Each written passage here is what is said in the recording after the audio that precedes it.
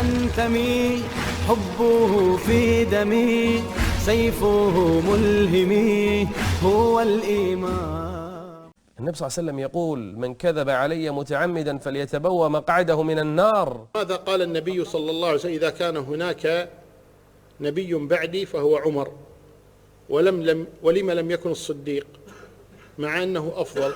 ما فيها شيء. يعني النبي صلى الله عليه وسلم كان يعطي الصحابة رضي الله كل واحد يعطيه ميزة.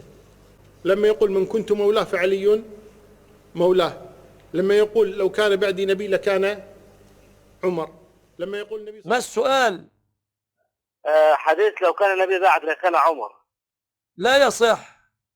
لا يصح. لو كان بعدي نبي لكان عمر، لا يصح. لما يقول: لو كان بعدي نبي لكان عمر.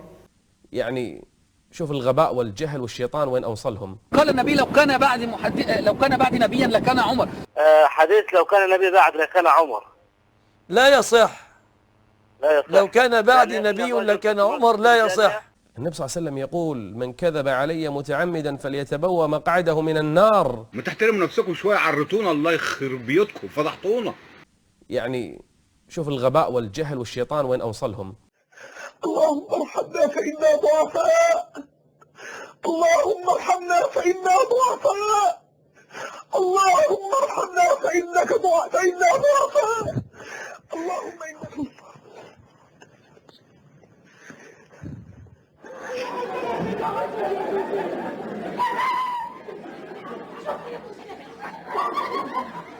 اللهم صل على محمد وآل محمد.